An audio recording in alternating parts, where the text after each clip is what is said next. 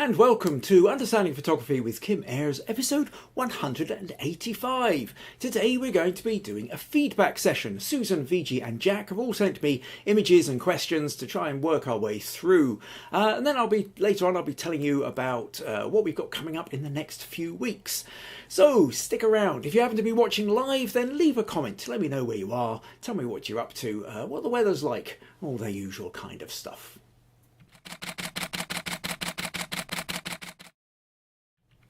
So yes, welcome.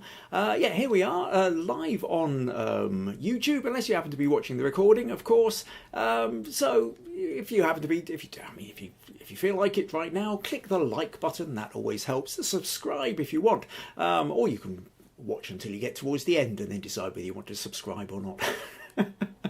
I shouldn't be asking these things from you until you've sampled the wares, unless you happen to be a regular who's generally watching. But yes, so leave me a comment. Tell me where you are. Tell me what you're up to. And of course, even if you're not watching live, you can leave comments as well. YouTube generally tells me if a comment has been left, and if you want to leave some kind of feedback or you have some kind of question that you would like me to answer in a future podcast, then do let me know. I see we've got a couple of people in already. Robert says, howdy all from a nice 20 degrees C in Texas. Oh, that sounds just lovely. A bit duller and grayer out here. It's been sunnier today, but starting to cloud over a bit. But I don't think it's getting much above 5 or 6 degrees.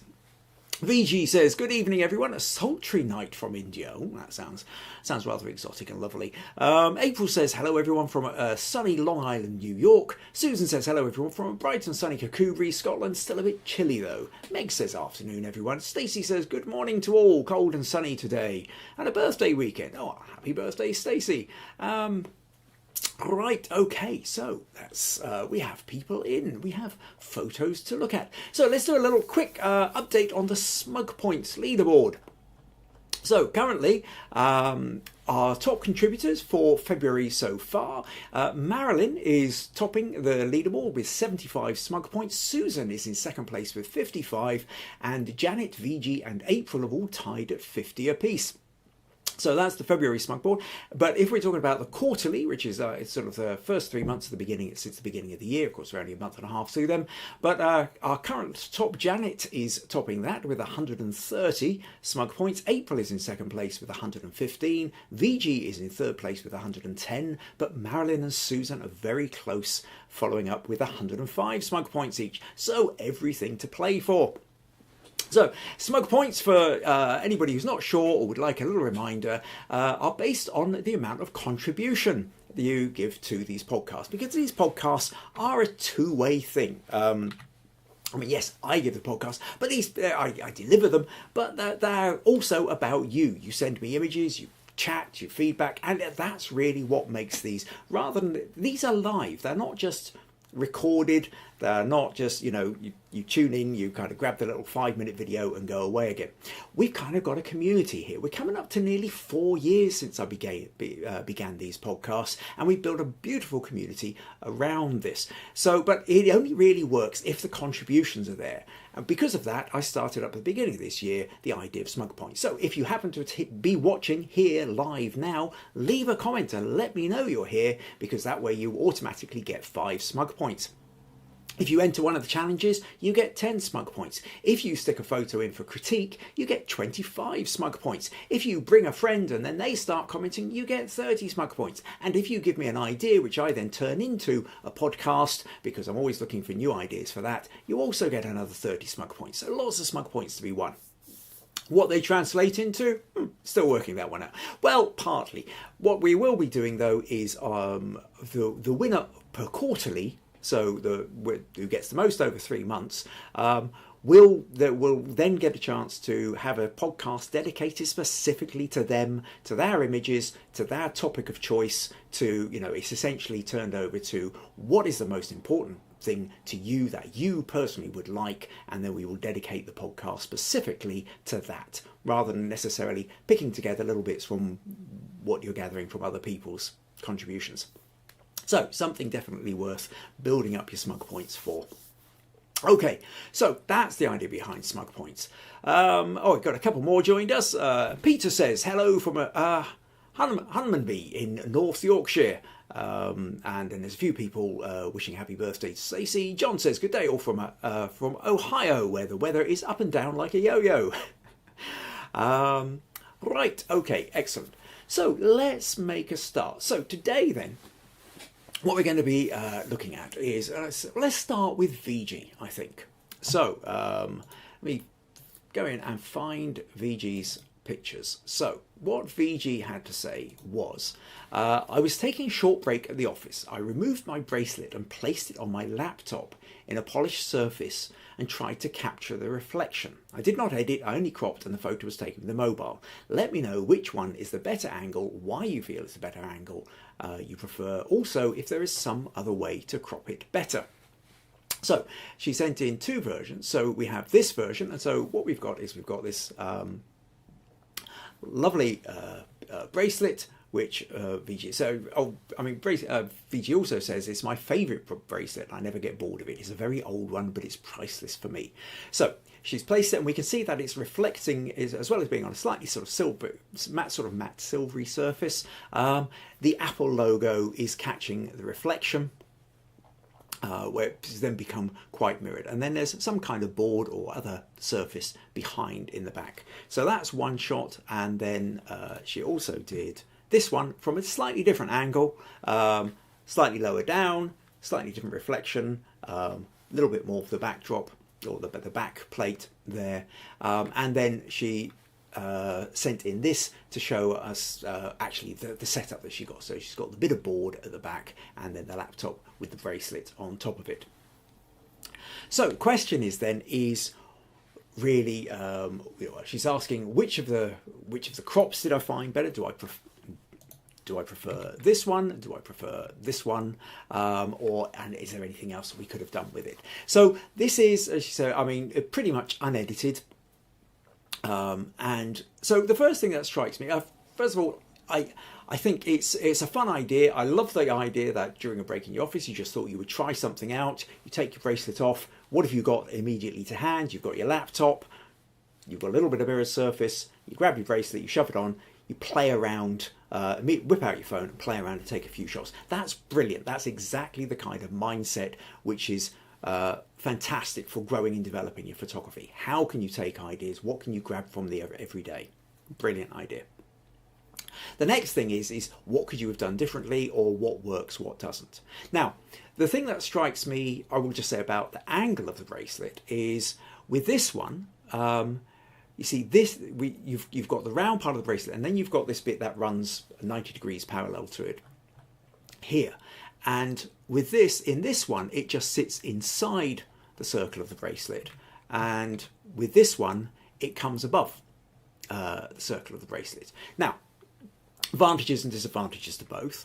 But with this one, I would say, really, if this was going to appear on the inside, I would have just gone fractionally higher and made sure it was properly inside. That you want a little bit of gap, just touch more gap between the top of the round part here and where the bracelet moves into the background. And I think if this here was just sort of sitting a few millimeters further in, so that the top of it was kind of about here, then I think that would have made just a nice little bit of difference into the immediate composition with that. With this one, I think I like the idea of it popping ahead. What we're running into a little bit more here is the problem of the background. Now, the problem with the background here is that we have a sharp line running front to back. We'll put aside for the moment the fact that we've also got the dust and scratches and the fact that, you know, the board could probably have done with a bit of a cleanup.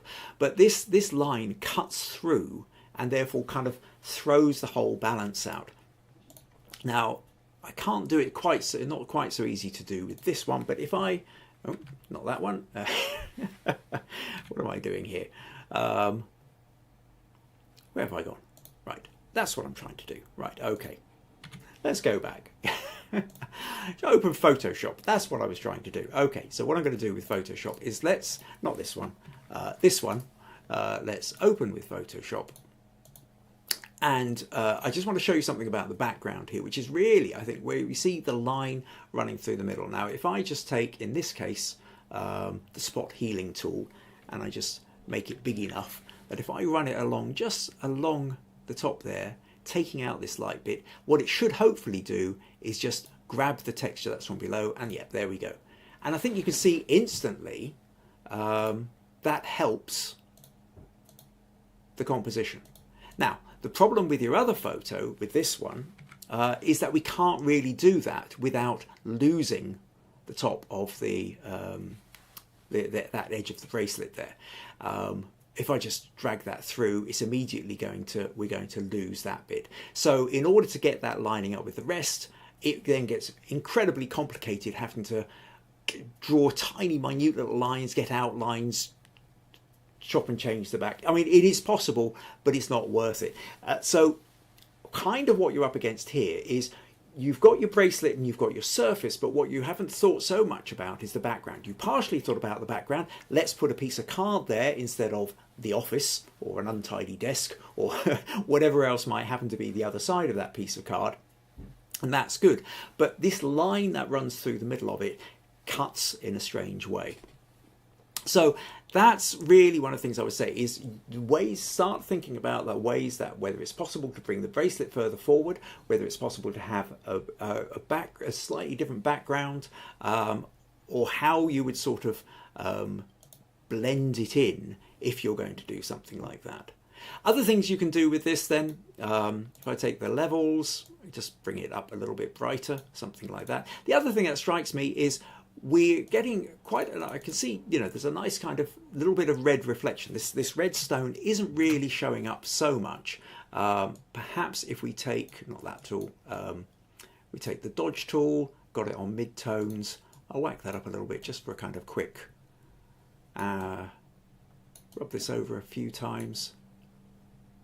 And what we start to do is get a little bit more of the redness and reflection out of the stone, a little bit down here. And so if we go from that to that, you can see it's starting to lift it a little bit. So again, in editing, I would say, that the color of the stone is a really beautiful color and offsets against all the silvers, blacks, grays of the background. So hopefully then, Viji, that gives you a few ideas of playing around with this. I would say, if you want to play around with this again, play around with the angles. Try and make sure that if you've got the edge of the bracelet, that it really is inside the gap or it's outside. What you don't really want is a point where it's touching or crossing, but not completely. That I think just kind of confuses matters a little bit more. The other thing is maybe trying to make a little bit more of the stone, but primarily your big thing here is about the background. So I hope that helps, Viji. I hope that gives you a few ideas, but thanks very much for sending that in, and I like the way you were thinking. Okay, comments, what do we have? Stacey says she likes the bracelet and the reflection. April says, I like the second one better, the side view onto it. Susan says, lovely bracelet, Viji. I prefer the second image, which was the lower down one. April says the double reflection on the second one as well. And John says, you really have to look closely at the detail. As Kim says, I like the subject. And Viji says, great inputs. We'll keep this in mind for the next time. Excellent. Good. Right, excuse me. Okay, so let's move on. Jack. Yes, Jack put this one into, or put a thing into the Facebook group. And it's a problem I have come across myself before, for which actually there's not a simple answer. So let me just, where are we? Let's find Jack's picture. So Jack stuck a couple of pictures in. But basically what he was saying was, I'm having so much trouble with bright colours, particularly reds and yellows. They're often so bright I can't seem to tone them back to look good. Okay, so let me just check that. So one of the pictures, the first picture he sent in was this picture of fuchsias. And what we find is that we've got all these kind of pinks and reds, and even though it's a dull day, the colours, there's not a lot of definition in colour. We can see pale patches and darker patches, but there's not so much detail. Whereas if you like to sort of look at the greens in the leaf or whatever, you can make out a little bit, okay, this is slightly out of focus there, but at least you can make out more kind of detail. And more especially when he sent in this one here. And so we've got these colours, and they are vivid, bright red, but a lot of the detail is lost. Now, part of the problem we've got here is the fact that he's just sent in it's a Facebook rendered low resolution image, so that's all automatically going to get rid of some of the problems or some of the detail. But it is a problem. Some of you may have found sometimes when photographing things like especially red flowers in strong light, that sometimes the camera just doesn't seem to know what to do. It kind of almost like blows out the details. It's a bit like having overexposure, like when you know everything goes white and you lose the details within it. Only the same kind of thing happens with the red. We seem to lose detail. And in a way, kind of what's happening is an overexposure. The cameras are creating, just like you get a light and dark exposure, it's also doing light and dark exposures of the green channel, the blue channel, and the red channel. And a lot of cameras don't cope quite so well with the red channel. Now, there's a whole bunch of different technical physics level kind of explanations for wavelengths and what have you. Some of it comes down to the camera you're using, some of it comes down to the style of photography you're doing, and particularly just the starting point with something like this is the notion of whether you're using JPEG or RAW.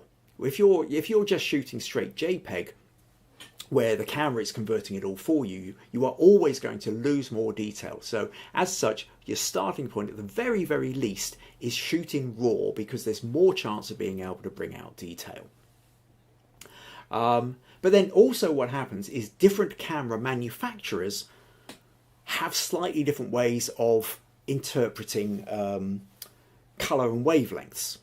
And I was reading something earlier today about somebody talking about Nikon, for example, or certainly their old Nikon. They were having a major problem with the fact that it sort of tended to make reds a little bit more vivid.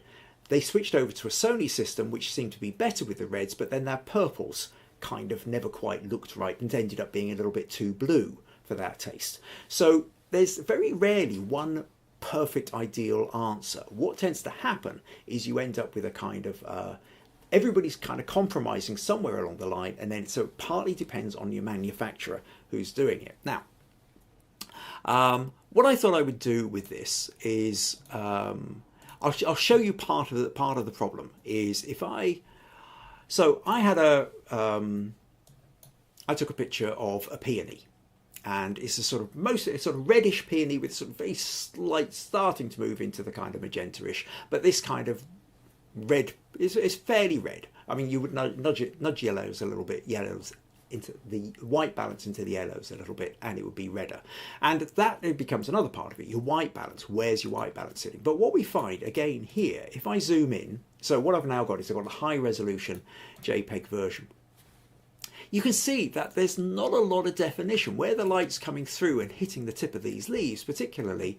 And it's not just a case of whether it's sharply in focus or not. I mean, there are other parts that, you know, part of this is in sharper focus. Obviously, part of it's more in focus than the other, and those will have a little bit more detail. But you can see that there just doesn't seem to be the same amount of range in the reds as there is, say, in the greens below. Now, part of the problem here as well is, if you like, the range of tones that we have with red and green. Okay, let me, for example, let's just create a new, just a blank thing here. Now, if I decide what I'm going to do is I'm going to fill this with a mid-green or something like that. Now, if I then take a levels and I bring it up, it's still staying green, it's still staying green, it's green. Well, I've got to go right up and then suddenly it starts becoming yellow. Or I take this level and I can't get darker and darker and darker, and we've still got a lot of greens in there.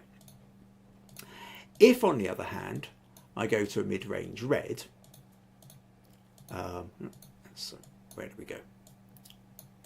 Go to red, and I fill that with red. Now what happens if I go to the levels? Start afresh levels. I'm not quite sure what's going on there. and I drag this, oh, nothing's really happening. What have I done here? Why is that not? There ought to be something. Let's start again. Levels? Why am I getting no levels? I'm probably missing something really obvious here. Okay, I can move that. It gets dark quite quickly. As soon as I come out of here, it stops being red almost instantly and starts becoming pink. So we kind of have problems that, in essence, what we consider to be red is a narrower bandwidth. That if you're going light to dark, white to black, you've got a great long range to play with before you kind of tip off the end. But if you're going in reds, you don't have very much before it starts to kind of, you've used up your range. There's not as much range in red as there is in other colours.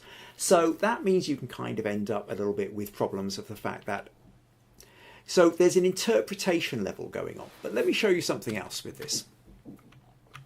So we have our picture here, and what I'm going to do is I'm going to go to the channels here, and we've got the red channel, the green channel, and the blue channel. And what we notice, if you look at the green leaf background, within the blues we've got light and dark, within the greens we've got light and dark, within the reds there's light and dark, and they change a little bit, but there's still range within it. But when we look at the flower itself, in the red channel, we've got all this, you know, where anything that is red is getting brighter. We've lost huge amounts of detail in here. That actually there's a lot that isn't in the, you know, it's like the highlights are blown.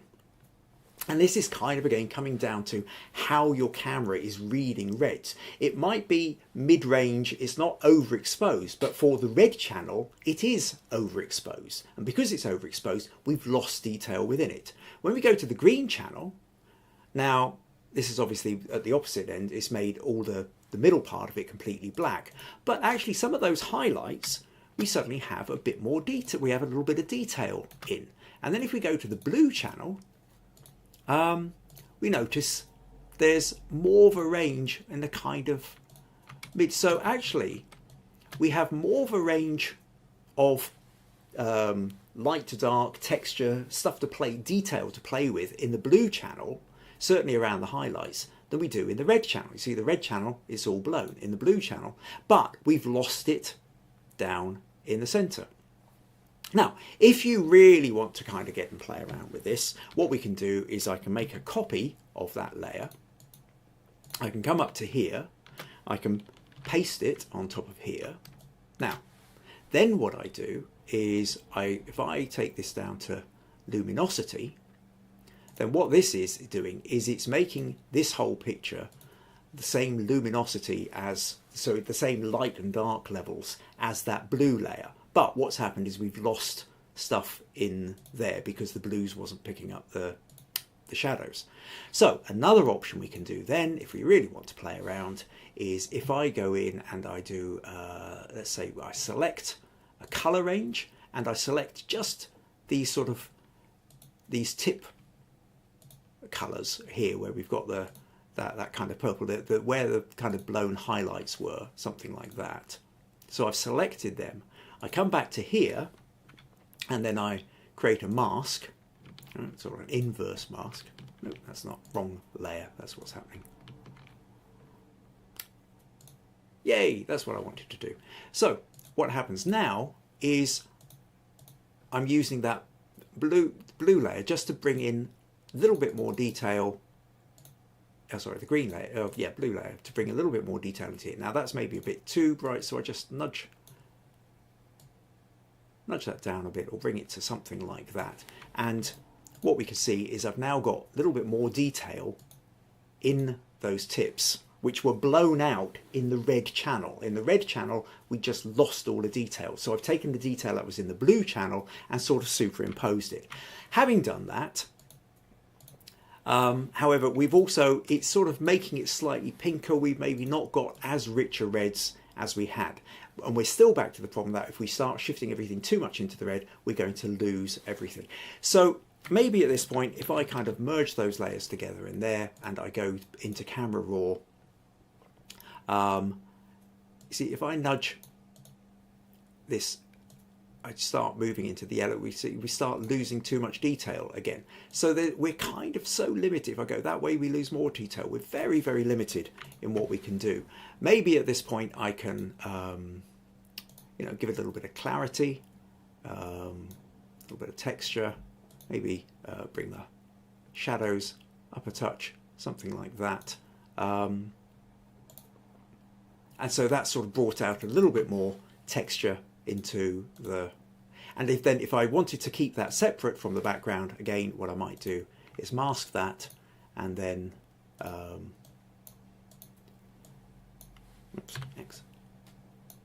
paint just that kind of added texture back into there. So we're not doing everything. So something like that then has allowed us to go, if I just group those together, we've gone from this, where we've lost the highlights. Oh, sorry. We've lost the detail in the highlights, in the reds. We've brought them back in, and then we've added a bit more contrast to the whole thing.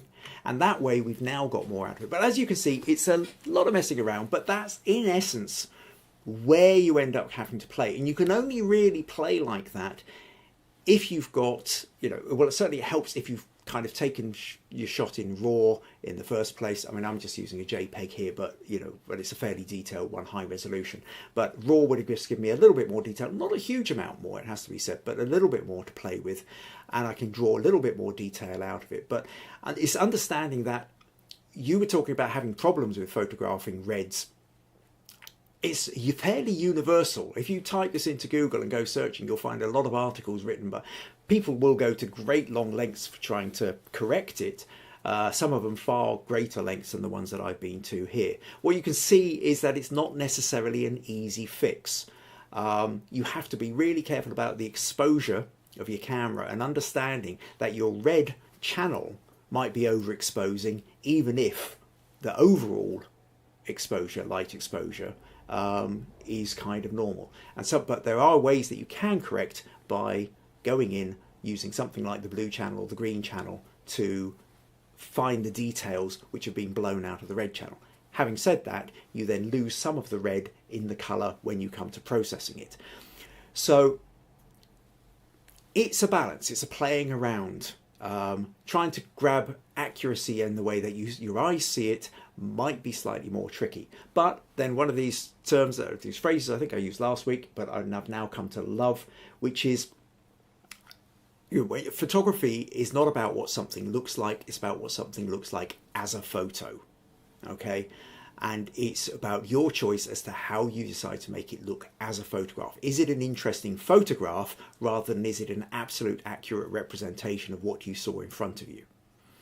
And I think as a photographer, now fine if you're doing documentary photography and it's, sometimes, or you're doing particular kinds of product photography where it is vital that you have as accurate representation as you can, that's a slightly different thing. But for most of us, we are creating interesting photographs which either we want to print up or we want to put into competitions or we want to show other people, or we just want to look back and go, hey, I like that as a photograph. And that's really, what we're chasing. So if you think it looks more interesting as a photograph like that, that's a better result than necessarily whether you've got 100% color accuracy with it. So I hope that makes sense to you, Jack. Quite a kind of complicated way of going things, but hopefully some of that will have made a bit of sense. Okay. Comments. Viji says breathtaking flowers and leaves. April says I agree. Red is a hard colour to photo, especially in nature. Stacey says pretty colours. Red is intense. Susan says bluebells are notoriously difficult to get a true colour rendition to. I think that's very true. I also, one of the things I've noticed with bluebells is just how much they change depending on the light. Whether the sun is low, whether it's an overcast day, or depending on the amount of greenery and the reflections, there's something about the bluey purple nature of bluebells and how they kind of absorb and reflect the colours around them. That massively seems to change. I've taken bluebells which just look so blue, and then on other days it just looks so purple. But especially when you're kind of moving into that purple end of it as well, is you start to touch into that reddish problem that we've got here as well, which is sometimes where the detail doesn't come in, I think. Oh, Nadia's joined us and says, hi, everyone. And Susan says, oh, that's so interesting, Kim, the Photoshop wizard at work again. Viji says, that's a great edit, Kim. And Stacey agrees about shooting in RAW. Would you try and use a reflector to take down some of the reflection of the sun? This way the red can be even and less intense. Yeah, I mean, again, it's how you play around with it. If you've got indirect sunlight, then that is going to kind of create hard shadows and likely to blow out highlights. Shooting it in a shaded area or with a reflector, reflected light, bounce light, or a diffuser even, these kind of things are going to stop the high contrast of the bright brights and the dark darks, which might give you a little bit more room to play with. And John says, interesting information. Okay, great. So just a little reminder here that if you find these podcasts useful, interesting or entertaining and you would like to support them, then buymeacoffee.com/Kim Ayres is one of the ways you can do it. And of course, don't forget to invite your friends along too. Right, okay. So I'm now going to move on to Susan's picture, and then I will tell you all what's coming up over the next couple of weeks. So make sure you stick around.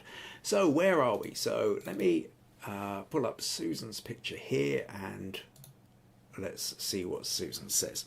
So Susan says, I have a love of alleys and passageways, and I found this on a recent trip to Malta and loved the table and chairs set out in an otherwise empty alleyway. I did find it annoying that the exit at the far end of the alley was blocked off. I was disappointed with the overexposed wall on the right-hand side, my camera settings obviously.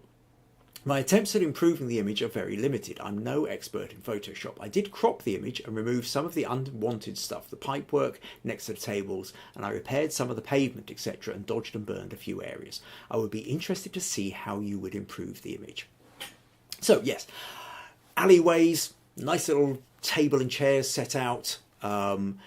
Yeah, excellent. Immediately grabs you. Sun's coming down, hitting this wall, bouncing some of that light back over to the chairs here, but trying to get the balance of the light and dark in the alleyway has meant that, you know, the wall has got very bright. I can see here Susan's attempt to darken down the wall. Part of the problem here, though, is it now kind of feels that doesn't really look too natural. And so we're kind of running up against this whole problem of how do you cope with a situation like this? Now, fortunately, what Susan has done is she has sent me the raw file. So let me just open this raw file here. Okay, let's go back to that. So I've been playing around with it earlier. Right, so this is then the raw file. And what we can see with the raw file, so she's cropped in, obviously a bit more, tilted it slightly. We've got a little patch of blue sky here, which she cropped out, and we've got very bright wall here. Now, coming back to this notion of shooting RAW or JPEG, if you had shot JPEG, you would find that there would be no more details left in here. However, if I grab these highlights and pull this down, you can see there's actually quite a lot more detail to be found in the highlights. This is the wonderfulness about shooting RAW. And so I take the highlights up, take the highlights down, and so what I can really do is I can bring those highlights down a bit, and they're not quite as bright, and we've got more detail in the stone. Shadows, likewise, I can bring the shadows up a little bit, and I can make the whole thing brighter. I can take it down. Now, here's an interesting thing. When I bring the shadows down, what we notice is the shadows are certainly dying down around the corners and the back here. They're not dying down too much here. Part of the thing about this table and chairs is that they are sort of sitting in the bounced reflected light from the wall. And I'm going to come back to that in a little bit. So let's come back here. Let's just nudge those shadows up a little bit to give us a little bit more sense of so we can play around with it once we open it. And let's just open this now in Photoshop. And I'll just close that picture of the peony and that overbright thing. So what are we going to do with this? So let's first of all let's just straighten it a bit, straighten the horizon, and we've got that. Now I feel happier. Right, now while Susan did crop in to remove this little bit of sky, I have to say I actually quite like that little patch of blue sky. Something about the blues just offsets, it's like it sort of offsets slightly or counteracts almost like an accent on the yellows of the stonework. Now, having said that, it is a little bit of an attention grabber as well. And really what we're trying to think about here is the notion of what's the primary bit of story in this. And the primary bit that we're wanting to, what you've noticed and what you're really wanting to build the picture around, is this little set of chairs and tables here. So, but compared to the rest of the picture, it's just a bit too dark in here. Now, what you did with your picture is you essentially tried to darken everything else down in order to make this bit stand out. Now, I think you can do that a little bit, except for the fact that actually what I think you could do is you could lighten this part here. So if I, within this, if I say take the levels and I start to move those levels up like this. Now, at the moment, by doing this, I'm blowing out all the highlights here. I'm not worried about that. What I'm worried about is I'm looking at what the levels are doing here, okay? Because this is in the shadow, it's not blowing out the highlights of what's going in here. So if I bring this up, I can make this brighter. I don't want to go too bright, obviously, but I want to kind of really nudge that up to something like about there. Now what I'm going to do is I come back to here. I'm going to use the bucket to fill this with black and essentially remove that effect. That allows me to then go to the paintbrush, turn that to white, and where I paint white, I'm going to get the effect back in. So if I do this, you can start to see that, and I stretch that out a bit, we're now getting, this is lighting up. And if I do just a little bit of wall, a little bit of paving, something like that, then actually what happens is, in fact, now we can see the levels bit here, where it was blown because of that. We've still got a little bit of a gap. In fact, I can just drag that up a little bit more, use this histogram to bring that up to about there. And this actually does then have much more of that kind of reflected light feel. It really does feel like the sun is coming down, bouncing off this wall and just lighting up this little bit of path and where the tables are. And we're getting those kind of lovely warmer sandstone, the warmth of the yellow stone there. And instantly I think we're now starting to get to the point whereby, yes, we have the patch of blue up here, yes, we have a slightly kind of lighter bits up here, but we are able to still, they're not dragging the attention away from this quite so much. Now what we might also do is decide to darken everything else around it down. So if we get the curves, let's just drag that up a bit so you can see what the curves are doing, and I pull the curves down and maybe something like this, but again I don't want everything dropping with it. So again, if I take okay, now we've got white, to put the black on here. I'm not wanting to darken down this bit so much. Let's say put that at 40% or something like that. I can bring in a little bit more of this wall here. I do want to bring in a little bit of this plant tub here. Little touches here and there, just where I kind of think I've maybe overdone it. It's like maybe lighten up a little bit of that alley at the back there as well, just so you've got a sort of slight sense of going on. But really what we're doing is just kind of darkening down the edges a little bit. So you can see that just again helps us to just bring our attention to here. Then maybe if I select all of those and copy and merge them into one layer, at this point then I can finally go off to filter, camera raw, and then what I might do, say, is just add a little touch of vignette, bring those corners in a little bit more, and then go to effects, a little touch of clarity, just adds that little kind of bit more detail, something like that. Bring the shadows up a touch, contrast, maybe shadows up a little bit more. Oh no, that's highlights, wrong one. Yep. Yeah, that's what I wanted. Shadows up a little bit more, contrast a little bit like that, and then click OK. And now what we've got, you can see we've got this real kind of sense of, we've got all the alleyway, we've got all the elements of it, we've got the line that leads us down here, but, and we're allowed to keep that patch of blue sky, but our attention gets drawn to this wonderful little set of tables and chairs. And then if you want to, on top of that, you can then go in and use your little kind of clean-up tool to get rid of the odd little bit of pipe, and if you want to, clean up your little markings in the pavements, or if you feel like they're distracting or anything like that, you can do that after as well.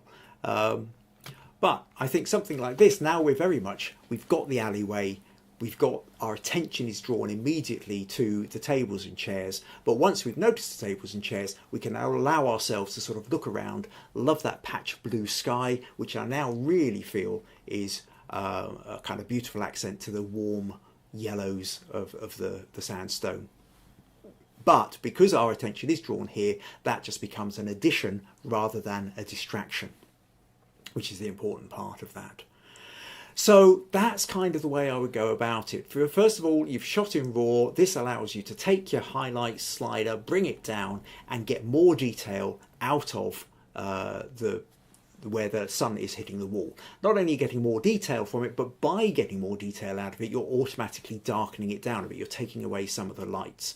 Then you want to take this idea of brightening up this area rather than necessarily instantly darkening down everything else, and selectively brightening this up so that it still feels sympathetic to the idea of the sun hitting the wall and bouncing across. We'll just do one little levels thing here. Yeah, just a tiny bit. I'll nudge that up a little bit there to take it into the so at this point we're mucking around with subtleties that I don't suppose anybody else is going to notice, but anyway, this is just tidying it up. So and then if you want, darken it down again if you want to add a bit of clarity, but you can kind of play up with your layers and everything. But primarily what it's about is allowing yourself to lighten this area, the bit that we're most drawn to, in as best as you can a sympathetic way to the rest of the scene. So I hope that makes sense to you, Susan. But a lovely photo. Thank you so much for sending that one in. Right, okay. Comments here. We have April says, that's a nice alleyway. I like it. Susan says, oh, crikey, why didn't I do that? Meg says, I really like the curve around the building. Viji says, this alley is narrow yet charming. We have lots of lanes like this in India. We call them gullies or lanes. Beautifully shot. Don's joined us from Northumberland. April says, I would probably have got closer to shoot the tables. I like the raw shot as well. Stacey says, interesting street scene. I like the curve. Jack's just joined us. So actually, Jack, you're a little bit late, so you will have lost. I have actually just been talking all about reds in flowers and photography. So when we finish this, make sure you could just sort of hit the rewind and go back and take a look. What else have we got? April says, I love your edits, Kim. Thank you. John says, I like the shot of the alley and can appreciate the challenge of the light and dark. April says, now I want to go there. Susan says, much improved, thank you. And Stacey says, I like the edit much better. I do like the blue sky. It gives the idea of an exit or an open end beyond, and loves the table scene. Excellent, great. Well, thank you so much for sending that in, Susan. And I'm glad you like the edits. Hope you find that all useful. Right, okay, so Viji says, now I get why raw images are so much better. Well, it's true. I mean, to begin with, I must admit, when I started out with photography, I was just shooting JPEG. I didn't really know what to do with raw, and very often I didn't really know what I was doing with sliders and couldn't overly tell a difference. And 9 times out of 10, it felt like the JPEG did as good a job as the raw did. But then several years ago, a friend sat down with me and showed me raw and started moving around the sliders, and suddenly there was all this detail that could come out of the highlights, which previously I couldn't get, and all this detail that could come out of the shadows, which previously I couldn't get, and this whole new world of editing opened up to me. And this is why shooting in raw is almost vital if you want to really develop your editing skills as a photographer, if you have the opportunity. Right, Peter says, as always, a fantastic program. Thank you, Peter, much appreciated. Right, okay, so where are we? Thank you to Susan, Jack and Viji for sending in the images. Now, next week, what am I doing next week? Okay, yes. So next week I'm going to be doing, start talking with the idea of a challenge for a few weeks' time. Next week I'm going to take things simple. Right. If we go back to the notion of the still life challenge that we did a few weeks ago, a couple of weeks back. And one of the things we kind of ran into there was the fact that I think quite a few people really struggled with still life, either what still life was or how to interpret it, or the notion of multiple objects all interacting with each other. And in the end, it felt like only about half the submissions were really on brief. There was up to nearly half the submissions weren't quite on brief, or people were particularly struggling with. And this made me think that maybe what we need to do is kind of get back to a basics in some levels. And so what I've decided I'm going to do is next week I'm going to take a cup or a mug, and I'm just going to talk about the idea of how to photograph a cup. Okay, with the idea of then putting a challenge, which will be a cup challenge. Now, it will be a cup or a mug, entirely up to you. But the idea here is, how can we take something ordinary, everyday, mundane, something that you just use all the time without overly thinking about it, and make an interesting photo of it? Okay, so this is about clearing everything else away and going right back to basics. What are we doing with photography? To go back to that lovely phrase of photography isn't about what something looks like, it's about what something looks like as a photograph, right? So it's not just about a photograph of a mug to make it look like a mug, it's what it looks like as a photograph of a mug, which is how we decide to interpret it. What are we going to do with the light? What are we going to do with the shadow? What are we going to do with the angle? What are we going to do with the background? What are we going to do with what it's sitting next to? Is it on top of something? Is there a hand holding? Is something happening with the mug? Is the mug static? Is it empty? Is it full? Is it? All these kind of things are going to dramatically change how it's going to change our perception, our story of what that mug or cup looks like. Now, I've talked about this in the past, but it is a couple of years since I really went down that route. If you remember it from a couple of years ago, great, your photography will hopefully have moved on a couple of years, and this will be a nice way to revisit and rethink about it. But essentially, next week is going to be about pulling our notion of what storytelling is in photography, and right back to something as mundane and everyday as a cup or a mug. So that's what I'm going to be talking about next week. The week after, I'm not going to be here. There won't be a programme on the 10th of March. Basically, I've got an all-day shoot on the 9th, and I've got an all-day shoot on the 8th. And by the time we get, so that limits the amount of time I would have to actually really get in and prepare everything for the podcast. It also means I'm going to be absolutely exhausted after 2 really long full days. So I don't think I'd be able to give you the right quality of podcast on the 10th. And so next week on the 3rd, what I'm going to do is I will set then a cup challenge. So you will have 2 weeks to take a mug, take a cup, and try doing multiple shots. Shoot it from different angles, shoot it under different circumstances, different lightings, all these kind of things that I will talk about next week. You can then go off and try, and you will have 2 weeks to play around with it. And then when we come back on the 17th, that will be a chance to really play around with. We'll have the mug challenge, and we'll take a look through and see how everybody else has responded to the cup challenge and see how different interpretations have come about it. So that should be really fun. Then when we get on to the 24th, some of you may have seen on Facebook, I actually have a small exhibition coming up in a wee town called Moneyhive or village, not far from here. It's not a very big exhibition, but it's a set of photos I did of a ballet dancer using light and shade. And Andy was asking me about these images, and up came the idea that I might do a podcast about these images. So I'm thinking about doing that on the 24th. Then on the 31st, we're only a week away then from the 4th anniversary of these podcasts. So what I'm going to do for that on the 4th anniversary, what I want to have is my favourite thing that I really want everybody to have a go at, which I know half of you will run away from, but I still want you to try, which is the self-portrait challenge. And the week before, I'm going to talk about that notion of portraiture and self-portraiture, the difficulties, how to overcome it, different ways of approaching it, and the amount of fun you can actually have despite your horror of your own face, which so many people seem to have. So I'm going to talk about that on the 31st with the idea of setting a challenge for within the 7th of April. So that's the next 5 weeks. Hope you can join in for these. So that's pretty much us. So I will tot up the smug points, extra smug points, 10 points, is it, for 5 points or whatever it is for everybody who's turned up today. Plus Susan, Viji and Jack will also get an extra 25 points for submitting. Next week, like I say, I'll be talking about cups. Also, I will be throwing in, Janet was asking me about photographing an eclipse. I understand there's going to be a solar eclipse in North America at the beginning of April, and she was wondering about the use of ND filters and stuff like that. So I'm going to talk a little bit about that as well for anybody who's interested, and I might have space for 1 or 2 more feedback things. So if you would like to get your image in for a little bit of feedback, then make sure you send it to me. Either email it to me, kim@kimayres.co.uk, or put it in the Understanding Photography with Kim Ayres Facebook group, and let me know what your sticking points are and what kind of help you would like.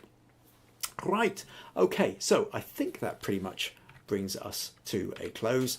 Thank you ever so much for everybody for joining in, commenting, and I look forward to seeing you all next week. Take care, bye-bye.